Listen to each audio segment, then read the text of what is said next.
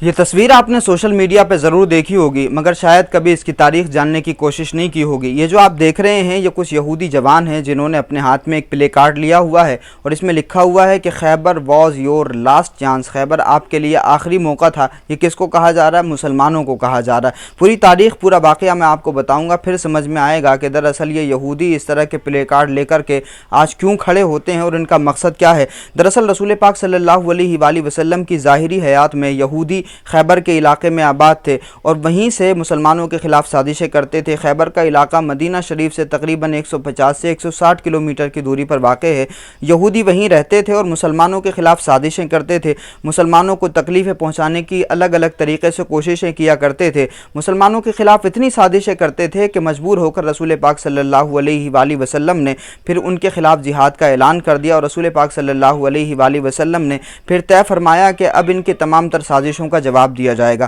رسول پاک صلی اللہ علیہ وآلہ وسلم نے اپنے صحابہ کو حکم دیا کہ ان سے جنگ کریں اور پھر آقا علیہ الصلوۃ والسلام کے جانثار صحابہ حضور کے حکم پر خیبر کے علاقے میں جنگ کرنے کے لیے جاتے ہیں، لیکن کئی دن مسلسل جنگ ہونے کے بعد بھی کوئی نتیجہ نہیں نکلا، اس کا کوئی رزلٹ نہیں نکل رہا تھا۔ تو اس کے بعد رسول پاک صلی اللہ علیہ وآلہ وسلم نے اپنے صحابہ کرام سے ارشاد فرمایا کہ کل میں ایک ایسے شخص کے ہاتھ میں یہ جھنڈا عطا فرماؤں گا کہ جس کے ذریعے اللہ رب العزت کل خیبر کا قلعہ عطا فرمائے گا، یعنی کل خیبر کی فتح ہو جائے گی، فتح خیبر ہو جائے گی۔ تو جب رسول پاک صلی اللہ علیہ وآلہ وسلم نے یہ بات ارشاد فرمائی تو صحابہ کرام کو حضور کی بات پر کامل یقین تھا، اس لیے تمام صحابہ تمنا کرنے لگے کہ کاش وہ جھنڈا ہمیں نصیب ہو جائے، وہ جھنڈا ہمیں مل جائے۔ اسی دوران رسول پاک صلی اللہ علیہ وآلہ وسلم نے مولا کائنات حضرت علی شیر خدا کرم اللہ وجہہ کو طلب کیا اور پھر آقا علیہ الصلوۃ والسلام کی بارگاہ میں صحابہ عرض کرتے ہیں یا رسول اللہ ان کی آنکھوں میں دکھن پیدا ہو گئی ہے، یعنی آشوب چشم ہو گیا ہے۔ رسول پاک نے پھر بھی ان کو بلایا اور حضرت مولا کائنات آئے، حاضر ہوئے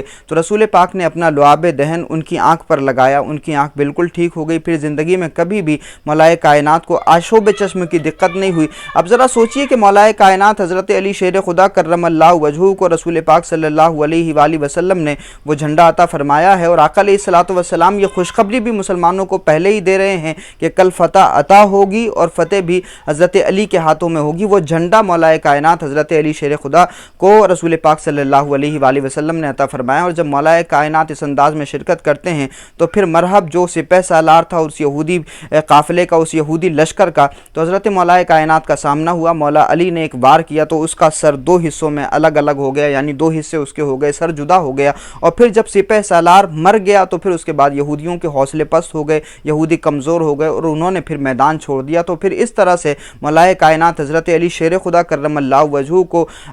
اس جنگ میں فتح نصیب ہوئی۔ اور پھر اس کا جو اہم واقعہ ہے وہ یہ ہے کہ جب مولا کائنات حضرت علی شیر خدا کی ڈھال ٹوٹ گئی تھی تو مولا علی نے در خیبر کو ایک ہی ہاتھ سے اکھاڑ لیا تھا، اور پھر جب جنگ ختم ہونے کے بعد میں 40 لوگوں نے اس در خیبر کو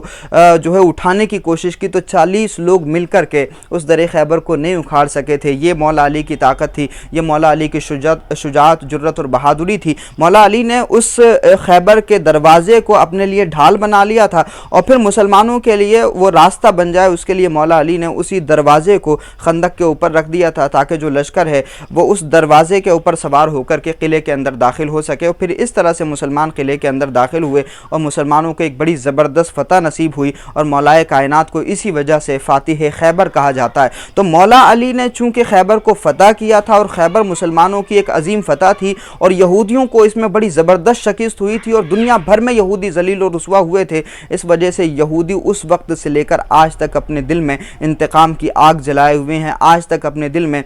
جو ہے بدلے کی بھاونا لے کر کے زندگی گزار رہے ہیں۔ آپ ذرا سوچئے کہ اسی زمانے میں رسول پاک صلی اللہ علیہ وآلہ وسلم کو یہودی خاتون نے ایسا خطرناک زہر دیا تھا کہ رسول پاک صلی اللہ علیہ وآلہ وسلم نے اپنی زبان پر رکھا، اس کا اثر ظاہر ہوا تو حضور نے اس کو اگل دیا، لیکن ایک صحابی جو حضور کے ساتھ میں کھانا کھا رہے تھے ان کی موت واقع ہو گئی تھی، اور جب آقا علیہ الصلوۃ والسلام اس ظاہری دنیا سے رخصت ہو رہے ہیں تب بھی رسول پاک صلی اللہ علیہ وآلہ وسلم نے ارشاد فرمایا تھا کہ خیبر کے موقع پر جو زہر دیا گیا تھا اس زہر کا اثر ابھی بھی میرے جسم میں باقی ہے۔ تو آپ اندازہ لگا سکتے ہیں کہ یہودی کس طرح سے سازشیں کرتے تھے، وہ سازشوں کا جو سلسلہ ہے تب سے لے کر آج تک جاری ہے، اور اسی کا جو نتیجہ ہے، اسی کی جو تصویر ہے وہ ہمیں بار بار اسرائیل کی طرف سے دیکھنے کو ملتی ہے کہ وہ فلسطین کے نہتے مسلمانوں پر اس لیے ظلم کر رہے ہیں کیونکہ خیبر کا درد ابھی بھی ان کے دلوں میں باقی ہے، اسی لیے وہ مسلمانوں کو ستا رہے हैं ताकि रसूल अल्लाह की उम्मत से इंतकाम लिया जाए, रसूल अल्लाह की उम्मत से बदले लिए जाएं। मुसलमानों को इसीलिए सताया जा रहा है और इसी वजह से इस तरह के प्ले कार्ड्स, इसी वजह से इस तरह की बातें